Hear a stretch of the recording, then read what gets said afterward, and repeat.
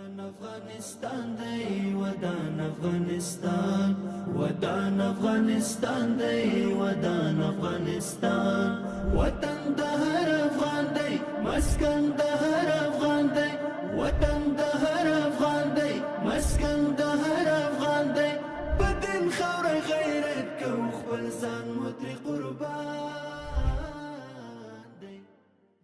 د ملي ټلویزیون قدرمنو لیدونکو السلام علیکم ورحمت الله وبرکاتو. عبدالحنان خاطری یم او تاسو ته ملي راپور وړاندې کوم. دا ځل مو ملي راپور په کابل ولایت کې د کورونو د کرایې لوړوالي ته ځانګړی کړی. ولې په کابل ولایت کې کورونو کرایې لوړې شوي اصلي علت یې څه کیدلی شي؟ حال دا چې په اوس وخت کې له ګاونډیو هیوادونو څخه په جبر افغانان راایستل کیږي. د هغوی باید لاسنیوی وشي او ورسره په څنګ کې په کورونو کرایې کې په کموالي کې مرسته وشي. د دې موضوع د لا ښه روښانتیا لپاره مو د عدلیې وزارت او د معلوماتو او لارښوونو له دفتر مسؤلینو او عامو خلکو سره خبرې کړې دي. تاسو ملي راپور تر پایه وګورئ او دې پوښتنو ته ځوابونه ترلاسه کړئ. دا چې په دې وروستیو کې له ګاونډیو هیوادونو څخه د افغان کډوالو لړۍ زیاته شوې نو جوخ ورسره په پلازمینه کابل کې د کورونو کرایې هم لوړې شوي دي. د یاد ستونزې د مخنیوي په موخه یوه ګډه کمیټه رامنځته شوې چې د معلوماتو لارښوونې دفترونو او له یو شمېر استوګنیزو بلاکونو څخه خپلې څارنې ترسره کوي تر څو د کورونو کرایې د لوړوالي مخنیوی شوی وي. علت د کرایې جګوالي دغه راتګ د مهاجرینو ده چې مهاجرین په یو دم د ګاونډیو هیوادونو نه په جبر باندې راویستل سول او په ښاراتو ته راغلل. یو علت یې همدغه ده او بل علت یې دغه ده چې زموږ خلک جایداد والا مالکین چې ده هم ډېر لږ اضافه ستاني کوي، د خلکو مشکلات مد نظر نه نیسي او دیو کې مشکل سته. دغه دوه عامل لري. تاسو خو په جریان کې هستئ چې د سږکال زموږ د ګاونډیانو هیوادونو نه په خاصه توګه له ایران او له پاکستان څخه بې شمېره کډوال دلته راغلل او دغه یو ډېر یو مهم لامل و چې دا کرایې چې جګې سي لکه تقاضا بازار کې جګه راغله د کورونو لپاره نو دغه عمل اوس کرایې جګې سي او بیا په دې وخت کې د محترم د عدلیې وزارت څخه ډېر هیات راغله، د مالیې وزارت څخه هم راغله چې تاسې باید د کورونو په نرخونو په کرایې باندې بالخصوص توجه ولرئ او ځکه چې اوله لایحه نه وه نو خلکو د دې په هغه باندې چې د بازار آزاده ده نو کرایې لوړې کړې تر هر څو پورې چې دوی وغوښتلې نو بیا د هغې نه بیا طرزالعمل راغی چې تاسې کولی شئ 10% جګوالی د کرایو په نرخ کې راولئ. د معلوماتو او لارښوونې دفترونو مسؤلین په پلازمینه کابل کې د کورونو له مالکینو څخه غواړي چې د خپلو کورونو کرایې له حد څخه لوړې نه کړي تر څو د کډوالو او بېوزلو لاسنیوی شوی وي.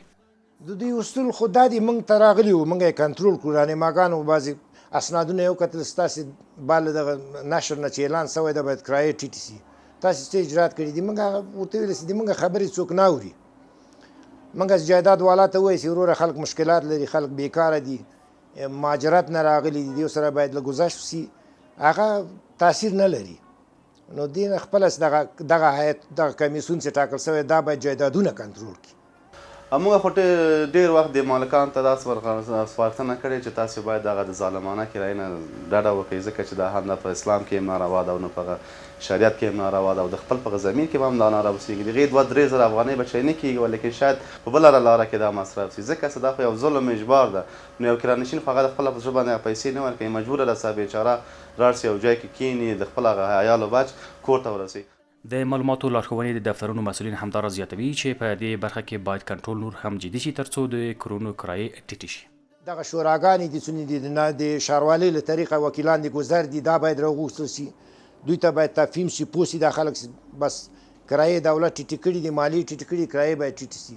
خو یو متاسفانه داسې یو شرایط ده چې مخکې نه مستاجر یا کرانشین هماغه مالک د جایداد سره هغوی د هغه کوي په یو هغه باندې رسېږي نو د خپله منځ کې مخکې نه خبره جوړه کړې او چې بیا راهنما ته راځي هغوی ته وایي چې 10,000 روپۍ موږ دا کار ومنو. خو دلته خو هم د مالکینو تقصیر ده او هم دغه مستاجرینو چې دا راپور بیا په صحیح په شکل باندې نه ورکوي. موږ ولا هر وخت کې خپل مسؤلیت هغه اسلامي او دیني مسؤلیت مو ادا کړی ده. خلکو ته مې ویلي، مالکانو ته ویلي چې وروره خلک ملک تا ته خدای جایداد درکړی، تا ته خدای یو مارکیټ درکړی ده، ته باید له دې ولس سره ګزاره وکړي. ودان افغانستان دی ودان افغانستان ودان د ملي ټلویزیون قدرمنو لیدونکو بیا هم ستړي مه شئ د کابل بلې سیمې ته راغلو دلته به له عامو خلکو سره وغږېږو د کرایي د جګوالي په اړه چې دوی څه نظر لري خوا کې مې یو ورور ده له ده سره به وغږېږو ورور ستړي مه شئ ښه راغلاست ډېره زیاته مننه په پیل کې که خپل نوم راته واخلئ خپل نوم مې محمد خالد ده د غزني ولایت یم فی الحال د کابل ښار د کوټې سنګي ساحه کې اوسېږم ډېره زیاته مننه ورور په پیل کې که راته ووایاستئ په دې وروستیو کې کابل ښار کې د کورونو کرایي بېسارې جګې لوړې شوې دي علت یې څه کېدلی شي ولې د کورونو کرایې لوړې شوې دي دغه د کورونو کرایې په دې خاطر لوړې شوي دي ځکه چې مهاجرین له پاکستانه راغلي دي له ایرانه راغلي دي نو دلته دا ځینې خلک دي چې له دغه وخته چې سوء استفاده کوي له دغه حالته چې سوء استفاده کوي د کورونو کرایې که مثال 3,000 یې هغه یې 6,000 7,000 ته لوړې کړي که 15,000 یې 15,000 ته لوړې کړي دوکه ولې له دې فرصته ګټه اخلي نو خو دا باید ونه کړي دا ځکه چې دا داسې کار ده چې یعنی ناروا کار ده دا داسې یو کار دی چې دغه په داسې وخت کې باید له مسلمان سره کومک وکړی شي ځکه چې مهاجرین دي هغه نه کور لري نه ځمکه لري له رقم مشکلاتو سره مخامخ دي باید دا کار ونه کړي ځکه چې دا ناروا کار ده خو دوی راغلي له دې کاره چې له دغه وخته چې سوء استفاده کوي چې دا کار باید ونه کړي موږ خپله دلته کور ده په دې کوټنګي کې خپل کور هم ده مهاجرین راغلي دي د جلال آباد دي کور په کرایه بیخي نه درکړی موږ ورته ویل دي چې دغلته واوسېږئ تر هغو شي روپۍ پیدا کوئ تر هغو شي هر شی یعنې تر هغو شي زمینه مساعده کېږي یعنې کار هم سمیږي تاسو تر هغو وخته پورې دلته واوسېږئ په دې وروستیو کې د کابل ښاروالي د عدلیې وزارت داسې یو د کنټرول ټیم جوړ کړی دوی ځي ساحې ته د معاملاتو لارښوونو له مسؤلینو سره له مالکانو سره او نورو کنټرول ترسره کوي دغه اقدام تاسو څنګه ارزوئ دغه اقدام د اسلامي امارت ډېر ښه ګڼم دا ډېر ښه اقدام ده که دغه اقدام ونه کړي خلک په یعنې ځینې خلک دي سوء استفاده کوي هر څوک هم نه دي ځینې خلک دي دا کارونه کوي یعنې دغه اقدام چې کوي دا بیا هغه خلک جرأت نه کوي چې دا کار وکړي چې کرایې کورونه لوړ کړي یا مثال خلکو ته مشکلات جوړ کړي او دا اقدام یې زه نیک ګڼم دا اقدام باید نور هم ډیر شي په ټولو ولایتونو کې ډیر شي په وروستیو کې خپل پیغام د کورونو مالکینو ته ورسره په څنګ کې د معلوماتو لارښوونو مسؤلینو ته او د اسلامي امارت مسؤلینو غوښتنې څه دي اسلامي خلکو چې خو غوښتنه دا ده چې دغه ما خپل ځان موږ کورنۍ الګو وګڼئ ځان ته بس دغه کار وکړئ لکه څنګه چې موږ خپل کور په مفت ورکړی د کرایه هم نه ده اخیستې دغه چې کور مفت ورکړی چې دلته واوسېږئ دغه چې باید له دغه نور خلک هم باید دغه شی وکړي ډېره زیاته مننه کور مودان سلامت اوسئ وطن د هر افغان دی مسکن د هر افغان دی وطن د هر افغان دی درنو لیدونکو بل ورور هم دلته ولاړ ده د سره به هم خبرې وکړو ورور ستړي مه شئ په پیل کې خپل نوم راته واخلئ نوم یې محمد سلیم ده د غزني ولایت اوسېدونکی یم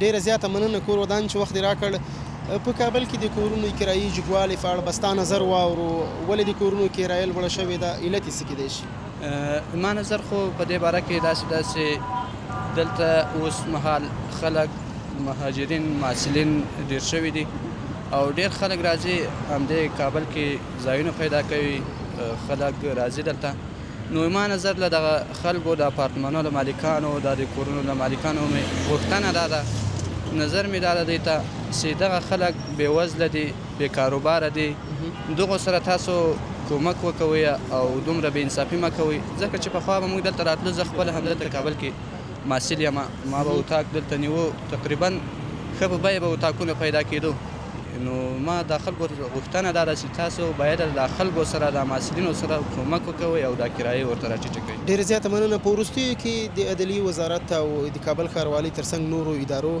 دوی د کنټرول ټیمونه جوړ کړي دي ساحې ته ځي دوی ساحه کنټرولوي د کورونو د کرایې د جګوالي مخنیوی کوي دغه اقدام ستاسو په نظر څنګه ده ما په نظر دغه اقدام دوی باید په دې کې جدي اقدام وکړي جدي پاملرنه وکړي د خلکو سره جدي اقدام باید وکړي چې د خلکو ته کرایې راټیټې شي او د خلک کورونه پیدا کړي او ځایونه پیدا کړي دغه مې د دوی څخه غوښتنه چې جدي اقدام باید دوی وکړي ډېره زیاته مننه په وروستیو کې که خپل پیغام هغو خلکو ته چې دوی کورونه او کرایې لوړې اخلي په لوړه بیه خپل کورونه ورکوي ستاسو پیغام مې هغو ته څه دی هغو ته هم دغه پیغام ده چې اورونو دغو خلکو سره کومک وکوئ دا خلک هم ستاسو ورونه دي نو دا خلک بېوزله دي بې کاروباره دي، د دغو سره تاسو مرسته وکوئ یا دغو خلکو سره کومک وکوئ. د تاسو هم دا غوښتنه ده چې د الله په خاطر د الله د رضا په خاطر دغو خلکو سره مرسته او همکاري وکوئ. ډېره زیاته مننه چې وخت مو راکړ. مننه تاسو نه. کور ودان سلامت اوسئ.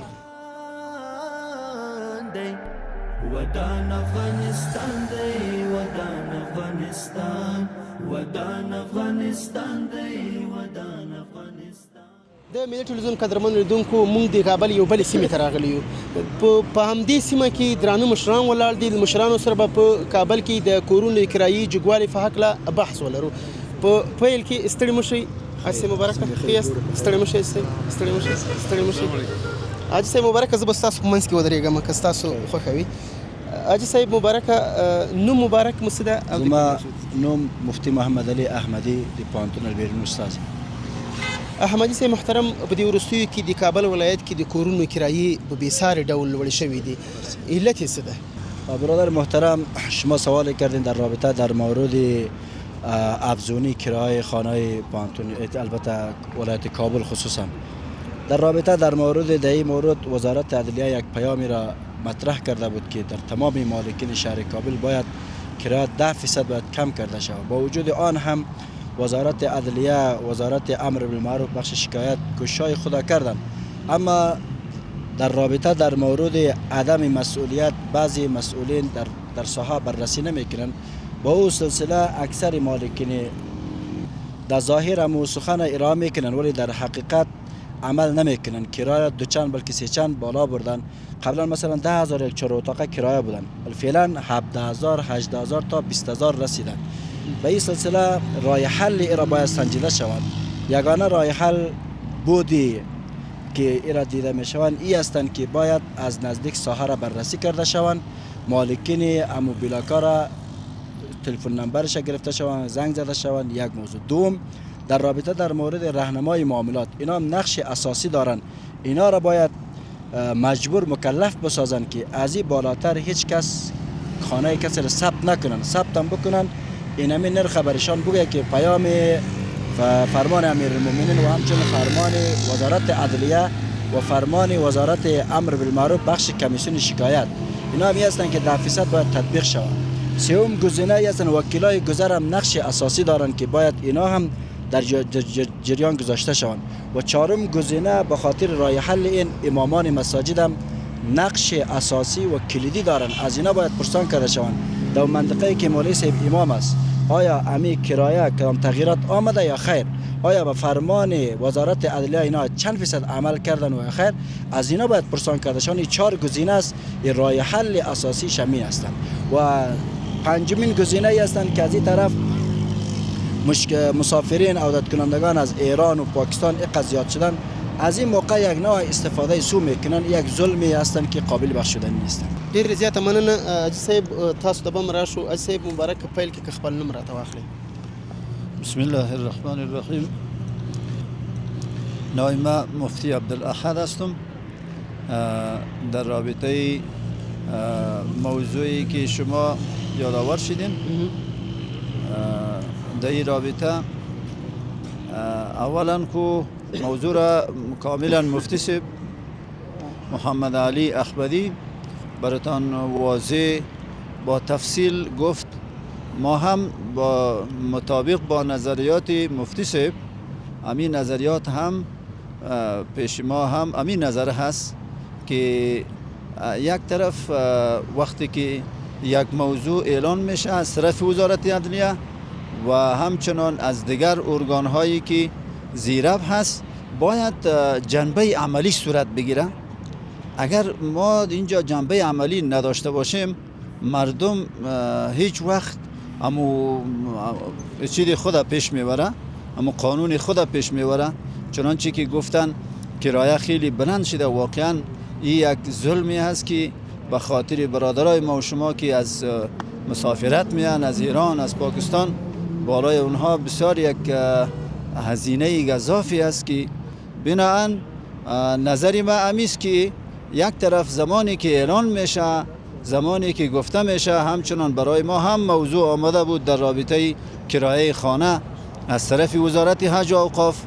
ما موضوع را مطرح کردیم، برای مردم تفصیلا برشان بیان کردیم، ولی طرف دیگر جنبه عملی نباشه مشکل است. مفتی صاحب د عملی جامې لپاره سي عملی جامه واغوستل سي دا کار کنټرول سي څه کول پکار دي؟ در این رابطه قبلا هم اشاره کردیم که وزارت حج و اوقاف چون که همین موضوع را برای ائمه مساجد روان کرد، کاملا در سر تا سر افغانستان این موضوع گفته شده، ولی طرفی جنبه عملی صورت نگرفته، باید صورت بگیره. نظری من است. ډیره زیاته مننه مفتی صاحب محترم، تاسو هم ستړي مشئ، په پیل کې خپل نوم مبارک راته واخلئ. مفتی نصیر احمد هستم. ډیره زیاته مننه. د کرایې د کنټرول په اړه که ستاسو نظر واورو، ولې کرایې دومره لوړې شوي دي او د کنټرول لپاره باید څه کول پکار؟ از اینکه کرایه بلند شده به خاطر از اینکه مهاجرین از پاکستان و ایران میآیند، به این خاطر مالکای مکان هم برایشان یک فرصت یافت شد که وها کرایه را بلند ببرند. بنان اول که مالکین خانه ها باید که از خدا بترسند و او نقش انصار و مهاجرین که انصار مدینه مهاجرین مکه وقتی که آمدن اونها نقش داشتند تا خانه های خود دارایی خود به اونها واگذار کردند. بنان اینا به عنوان یک مسلمان از خدا بترسند، کرایه خانه را بلند نبرن با حدی که توان مردم پرداخت نتوانه که بکنن. و دوم وزارت عدلیه آنچه که میگه ایدی را باید که تطبیق بکنه، صرف گفتن، صرف با کاغذ نوشته کردن و دستور دادن بر راهنمای معاملات نمیشه، باید که عملی بکنن، برای آن عملا سهر بررسی بکنن، ببینن در اون صورت که انشاءالله میشه که کرایه باید پایین بیاید. د تطبیق لپاره څه پکار دی؟ د عدلیه وزارت چې کوم کنټرول ترسره کوي باید افرادی که برای کنترل ساحه است وها باید که با جدیت برای هم راهنمای معاملات و هم مکانها و مالک مکانها در راهنمای معاملات خواسته شود. بعد از این کرایه باید که یگانه راه حلش همیست که باید به زور کار تطبیق شود، به زور. د مالکینو څخه ستاسو غوښتنه څه ده ورسره په څنګ کې د معاملاتو او لارښوونو د مسؤلینو؟ مالکین هم از خدا بترسن و کرایه را پایینتر بیارن که توان مردم باشه که پرداخت بکنن. ډیره زیاته مننه. بل مفتی صاحب ولاړ. مفتی صاحب ستړي مشئ، په پیل کې خپل نوم راته واخلئ. سلامت اوسئ. مننه تاسو نه. زما نوم مجیب رحمان منیب دی. منیب صاحب ډیره زیاته مننه. کور مو ودان چې موږ ته مو وخت راکړ. په وروستیو کې په کابل ښار کې د کورونو د کرایې زیات لوړوالی خلک له ستونزو سره مخ کړي، ولې لوړیږي او د کنټرول لپاره څه کول پکار دي؟ ستاسو د جواب په ارتباط به زه دا خبره وکړم چې موږ الحمدلله مسلمانان یو، د اسلامي ملک اوسېږو او نظام اسلامي دی.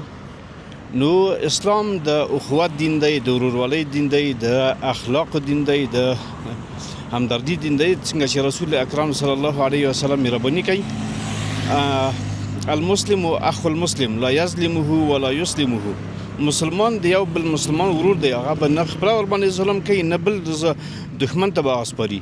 بنا په دې باندې چې دین اسلام د دین د ورورولۍ دین دی، اخوت دین دی، نو د خپله هر فرد په خپله دا یو مسؤلیت وګڼي چې دا زما مسلمان ورور دی، زموږ په دې ملک کې اوسېږي، زموږ په دې ګاونډ کې اوسېږي، زموږ باندې حق لري. نو یو حق د ادا کول دا دی چې څوک مالکین د کورونو دي، هغه مالکین د کورونو سره همکاري، همدردي، تعاون دا دی چې هغه کرایې د خپل وس مطابق چې دی هغه مسلمانانو ورونو باندې کمې کړي، څو وکولی شي هغه په وخت د زمان سره، په مرور د زمان سره د خپل سهولت او د خپل زندګي دغه چې دی هغه برابره کړي، جوړه کړي. ډیره زیاته مننه. کور مو ودان چې موږ ته مو وخت راکړ. سلامت اوسئ. درنو لیدونکو، زموږ سره په څنګ کې نور کسان هم ولاړ دي، دوی نه به هم لا ډېر وپوښتو چې په دې اړه دوی څه نظر لري. څنګه یې ښه صحت مو ښه خوشحاله یې خیر ده؟ ډیره زیاته مننه. په پیل کې که خپل نوم راته واخلئ. محمد عدنان بسام یم د کابل ولایت اوسېدونکی. ډیره زیاته مننه. کور ودان چې موږ ته دې وخت راکړ.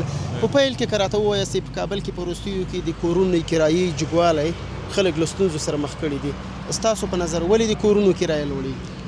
نو باید وویل سي چې دلته افغانستان کې الحمدلله ټول مسلمانان ټول یو بل ورونه یو او د یو مسلمان بل مسلمان ډېر حقونه دي. نو باید د کورونو مالکان چې دي دوی باید دغه حقونه ادا کړي چې هلته نور هېوادونه د موږ مهاجرونه په زور ایستل کېږي او بیا دلته کورونو کرایې ډېرې لوړې. نو باید دې ته وګورو چې نه مینونه یې خو مسلمان دی بل مسلمان ورور ده، نو باید دوی ورسره په دې کې جدي همکاري وکړي چې د کورو کرایې ورته ډېرې راکمې کړي خپل حد نه ورته جګې نه شي خو د خپل حد سي پاتې سي دا خو د نه سي یو مهاجر ورور دلته راسي خپل حد نه هم دی کراسي او پورته روان وي نو باید دی دا اقدام وکړي چې د خپل ورور سره په دې حق نه همکاري وکړي. په وروستیو کې د عدلیې وزارت او د کابل ښاروالۍ ورسره په څنګ کې نورو ادارو د کنټرول لپاره دوی ټیمونه جوړ کړي دي ساحې ته ځي او هلته کنټرول ترسره کوي دغه اقدام ستاسو په نظر څنګه ارزوي؟ نو دا خو ماشاءالله ډېر ښه اقدام دی چې عدلیې وزارت کړی ده خو دغه اقدام باید دوی وڅاري چې آیا دوی دا ټیم تللی ده دا ساحې کتلې ده د مالکینو سره غږېدلي دي رهنما والا سره غږېدلي نه دي غږېدلي نو باید دوی جدي اقدام وکړي چې دغه مهاجرینو ورونو دا ستونزې حل شي او د کورونو مالکانو سره او دغه رقم ته رهنما والا سره وغږېږي په دې باره کې او د مسلمانانو دا ستونزې حل کړي. په وروستیو کې ستاسو پیغام اورو د کورونو مالکینو او ورسره په څنګ کې د معاملاتو او لارښوونو دفتر مسؤلینو او د عدلیې وزارت مسؤلینو څه پیغام ورته لري او غوښتنې مو څه؟ پیغام خو مو دغه ده ورته چې من حیث د یو افغان مسلمان ورور چې باید ډېره همکاري وکړي څومره یې وسه کېږي او ډېر ځورېدلی ملت ده نو چې باید د دې دومره کړېدلي او د هر څه دوی راوتي دي او بیا دومره په زور له یو بل هېواد نه راویستل کېږي نو باید دوی هم دلته ورسره پوره همکاري وکړي او د کورو کرایګانې چې څومره یې وس کېږي باید نور هم ښکته راشي په جای دې پورته لاړ شي. ډېره زیاته مننه کور مو ودان خیر اوسې سلامت اوسې ډېره زیاته مننه. غیرت بند جنگی کو پمیڑانا قربانی گو غیرت بند جنگی کو پمیڑانا قربانی گو. د تیرې یوې میاشتې په ترڅ کې د کورونو د کرایې د څرنګوالي په تړاو په کابل او اووه نورو ولایتونو کې د معاملاتو لارښوونې څه باندې 300 دفترونه او استوګنیز بلاکونه بدرسي شوي دي. د کورونو د کرایې د کنټرول ګډې کمیټې توظیف شوو ټیمونو د روان کال د قوس میاشتې په اوږدو کې د کابل ښار په بېلابېلو ناحیو کې د معاملاتو لارښوونې 145 دفترونه او 60 استوګنیز بلاکونه څارلي او بررسي کړي دي. په همدې موده کې د یادې کمیټې ولایتي ټیمونو هم په 7 ولایتونو کې د معاملاتو لارښوونې 160 دفترونه او استوګنیز بلاکونه بررسي کړي دي. عزم قوي سپینو ایمان دی ودان افغانستان دی ودان افغانستان ودان افغانستان دی. د ملي ټلویزیون قدرمنو لیدونکو ډیره زیاته مننه چې د راپور تر پایه را سره مل وي. په دغه ملي راپور کې موږ تاسو ته په کابل ولایت کې د کورونو د کرایې لوړوالي په اړه معلومات وړاندې کړل. د ملي ټلویزیون ملي راپور سره په څنګ کې د ملي ټلویزیون نورې خپرونې په ټولنیزو رسنیو کتلی او لیدلی شئ. ما عبدالحنان خاطر ته په همدې ځای اجازه راکوئ. تاسو ټول په پاک رب سپارم. ښه وخت ولرئ.